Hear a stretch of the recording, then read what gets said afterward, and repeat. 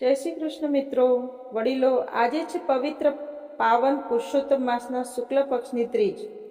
તો આ સુદ ત્રીજના શુભ દિને માણીએ પુરુષોત્તમ માસની મહાત્યમ કથાનો ત્રીજો અધ્યાય અને મેના વ્રતની વાર્તા. અધ્યાય ત્રીજો, મળમાસ. કથાનો પ્રારંભ. શૌનકાદિ તથા અન્ય ઋષિઓ બોલ્યા, હે ભાગ્યશાળી સૂત, નરના મિત્ર નારાયણે નારદને જે શુભ વચન કહ્યું હોય તે કહો. સૂત બોલ્યા, હે શ્રેષ્ઠ બ્રાહ્મણો, નારાયણનું વચન તમે સાંભળો. નારદ આગળ તેમણે જે વચન કહ્યું તે જેવું મેં સાંભળ્યું તે પ્રમાણે કહું છું. શ્રી નારાયણે કહ્યું, હે દેવર્ષિ નારદ, ભક્તોના દુઃખને હરનારા મહાત્મા શ્રી કૃષ્ણએ રાજા યુધિષ્ઠિરને પૂર્વ જે કથા કહી હતી તે જ્યાં હું કહું છું. દુર્યોધને પાંડવોને દગાથી જુગારમાં હરાવી અગ્નિથી ઉત્પન્ન થયેલી ધર્મપરાયણ સતી દ્રૌપદીને સભાની સમક્ષ ઘસડી લાવીને દુષ્ટ દુશાસને વાળ પકડીને ખેંચી હતી તથા તેના વસ્ત્રો ઉતારવા માંડ્યા હતા. તે વેળા શ્રી કૃષ્ણે દ્રૌપદીને ચીરપુરી રક્ષણ કર્યું હતું. પછીથી શરત પ્રમાણે રાજ્યનો ત્યાગ કરી પાંડવો કામ્યક વનમાં ગયા હતા. ત્યાં સર્વ પાંડવો ઘણું જ દુઃખ પામ્યા હતા. એ દુઃખી પાંડવોને મળવા માટે ભગવાન દેવકી પુત્ર શ્રી કૃષ્ણ મુનિઓ સહિત કામ્યક વનમાં ગયા હતા. નકુલ તથા સહદેવે શ્રી કૃષ્ણના ચરણ કમળમાં ભક્તિથી નમસ્કાર કર્યા. દુઃખથી પીડિત દ્રૌપદીએ પણ સ્વસ્થ બની શ્રી કૃષ્ણને નમન કર્યા. પાંડવોને દુઃખી જોઈ શ્રી કૃષ્ણના શરીરમાં ક્રોધ ઉત્પન્ન થયો અને કૌરવોને બાળી નાખવાની તેમને ઈચ્છા થઈ. તેથી ભક્ત વત્સલ ભગવાનનું મુખ કરોડો કમળના જેવું વિકરાળ થઈ ગયું. ત્રણેય લોકને જાણે બાળી નાખવા માંગતા હોય તેમ આવેશથી બંને હોઠને દાંત વતી તે પીસવા લાગ્યા. શ્રી કૃષ્ણનું આવું રૌદ્ર સ્વરૂપ જોઈ તે વખતે અર્જુન વીર હોવા છતાં ધ્રુજી ઉઠ્યો. ભયથી બે હાથ જોડી અને શ્રી કૃષ્ણની સ્તુતિ કરવા લાગ્યા. હે કૃષ્ણ, આપ સર્વ કારણોના પણ કારણ અને વેદો તથા વેદોના અંગરૂપ સ્વરૂપ શાસ્ત્રોના બીજના પણ બીજરૂપ છો. આપ જ જીવન માત્રના પાલન કરતા છો. એવા ઈશ્વર તમને શ્રી કૃષ્ણને હું વંદન કરું છું. પોતે સજલના સમગ્ર જગતનો નાશ કરવા કેમ તૈયાર થાવ છો? આપના ક્રોધને શાંત કરો. ઘરમાં મચ્છરોને બાળી નાખવા પોતાનું ઘર કોણ બાળી નાખે? શત્રુવીરોનો નાશ કરનાર અર્જુને એ પ્રમાણે વિનંતી કરી. બે હાથ જોડી જનાર્દન શ્રી કૃષ્ણ ભગવાનને પ્રણામ કર્યા. અર્જુનની સ્તુતિથી ભક્તોનું દુઃખ હરનારા શ્રી કૃષ્ણ ભગવાન ચંદ્ર જેવા સૌમ્ય શાંત સ્વરૂપ થયા. પાંડવોએ શ્રી કૃષ્ણને પ્રણામ કર્યા અને વનના કંદમૂળ તથા ફળથી તેમનો સત્કાર કર્યો. ભગવાન શ્રી કૃષ્ણ બોલ્યા, હે કૌંતેય, હું સ્વયં પરમાત્મા હોવા છતાં સર્વ દુઃખોને સહન કરી લઉં છું. પરંતુ મારા ભક્તો ઉપર રાઈના દાણા જેટલું પણ દુઃખ આવે તો તે હું સહન કરી શકતો નથી. ભક્તોના દુઃખને દૂર કરવા માટે જ હું અજન્મા હોવા છતાં યુગે યુગે અવતાર ધારણ કરું છું. ત્યારે અર્જુને પૂછ્યું, હે પ્રભુ, અમારા આ દુઃખનો કોઈ ઉપાય છે? તે સાંભળી ભગવાન શ્રી કૃષ્ણએ કહ્યું, દરેક મનુષ્યએ પોતાના કર્મનું ફળ ભોગવવું પડે છે. આ કર્મ બંધનોમાંથી મુક્ત થવા માનવીએ જપ, તપ, વ્રત, ઉપવાસ, કથા, પઠન, શ્રવણ, દાન, ધર્મ આદિ પુણ્યના કામ કરવા જોઈએ. આથી તેનો આત્મા નિસ્પૃહ અને પવિત્ર બનશે અને તે પોતાના કર્મોના બંધનોને તોડીને મુક્ત થશે. થોડા સમયમાં અધિક માસ આવે છે. આ માસમાં તમે વ્રત, જપ, દાન, પુણ્ય વગેરે પૂર્ણ શ્રદ્ધાથી કરશો તો તેના પ્રભાવે તમારું ગયેલું રાજ, સમૃદ્ધિ, વૈભવ, સુખ, ચેન તમને પાછા મળશે અને તમે સુખી થશો. ત્યારે અર્જુને પૂછ્યું, હે પ્રભુ, આ અધિક માસ વિશે અમે અજ્ઞાન છીએ અને તેના વિશે કાંઈ જાણતા નથી. આ માસ કેવી રીતે કરવો? તેનું પૂજન કેમ કરવું? તેનું મહાત્મ્ય શું છે અને તેનું ફળ શું છે?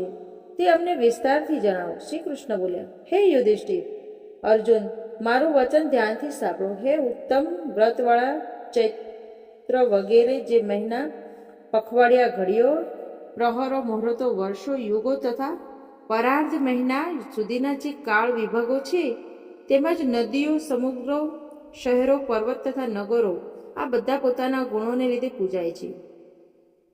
હે અર્જુન, આવા સંજોગોમાં એક વધારાના માસની ઉત્પત્તિ થઈ અને તે મળ માસ મેલો કહેવાયો.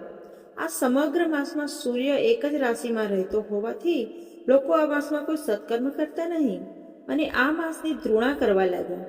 લોકો પાસેથી પોતાની નિંદા સાંભળી એ મહિનો ઉદ્યોગ રહિત ઢંખવાણું પડી ગયું. જગત આખું આ મળ માસની નિંદા કરવા લાગ્યું. આ માસમાં કોઈ પણ શુભ કાર્ય થતું નહીં. સહુ એને ધૂતકારતા અને અપમાનિત કરતા. જગત આખાના ધિક્કાર અને દ્રોણાથી મળમાસ ત્રાસી ગયો. તે દુઃખી થઈ ગયો. તે દરેક દેવતાના શરણે ગયો, પણ કોઈ દેવે તેને આશ્રય ન આપ્યો. આથી સર્વ જગ્યાએ તે અડધૂત થયેલો નિરાશામાં ડૂબી ગયેલો મળમાસ છેવટે છેલ્લા ઉપાય તરીકે જીવન માત્રને પોષતા શેષનાગની શૈયા પર બિરાજતા શ્રી લક્ષ્મીપતિ શ્રી વિષ્ણુ ભગવાનના શરણે ગયો. અમૂલ્ય રત્નજડિત સિંહાસન પર બેઠેલા વિષ્ણુ ભગવાનના દર્શન કરી તે વેળા પૃથ્વી પર દંડવત પ્રણામ કરી તેણે રડવા માંડ્યું. તે ગળગળી વાણીથી તેણે લક્ષ્મીપતિને પોતાનું દુઃખ કહ્યું. હે બૃહન્નાથ, નારદીય પુરાણના પુરુષોત્તમ મહાત્મનો મળમાસ કથાનો પ્રારંભ નામનો 3જો અધ્યાય સંપૂર્ણ. હવે પતિત પાવન પુરુષોત્તમ માસની કથાનું રસપાન કરીએ. મેના વ્રતની વાર્તા આપણે સાંભળીએ. એકવાર બ્રહ્મશ્રી વશિષ્ઠના પત્ની સતી અરુંધતી કૈલાશ શિખર પર આવ્યા. પાર્વતીએ સતીને અતિ માનપાન દીધા, જળપાન કરાવ્યા. એ પછી અરુંધતી પૂછવા લાગ્યા, હે ભવાની, આ પવિત્ર પાવન અધિક માસમાં મારે કયું વ્રત કરવું જોઈએ જેથી કરીને અખંડ સૌભાગ્ય અને સંતતિની પ્રાપ્તિ થાય? આપ મને એ શ્રેષ્ઠ વ્રતની વિધિ વિશે કૃપા કરીને કહો ને. ત્યારે જગતજનની જગદંબા પાર્વતી બોલ્યા, હે દેવી, તમે પુરુષોત્તમ માસમાં કયું વ્રત કરવું તે વિશે પૂછ્યું છે તો સાંભળો. એવું વ્રત મેના વ્રત છે. જે અરુંધતી બોલ્યા, હે માતાજી, એ વ્રતનો મહિમા શું છે? એ વ્રત કેવી રીતે કરવું?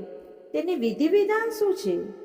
અને તે વ્રત કરવાથી શું ફળ મળે છે તે મને વિગતથી જણાવો.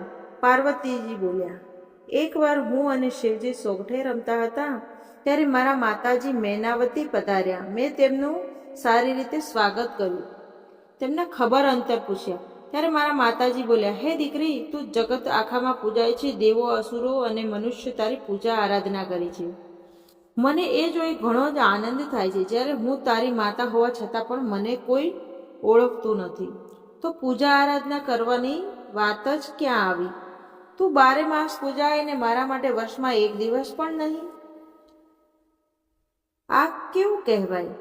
માતાજીની ફરિયાદ સાંભળી હે સતી, મેં તમને કહ્યું, હે માતાજી, પુરુષોત્તમ મહિનાની શુક્લ પક્ષની ત્રીજ તમારી કહેવાશે.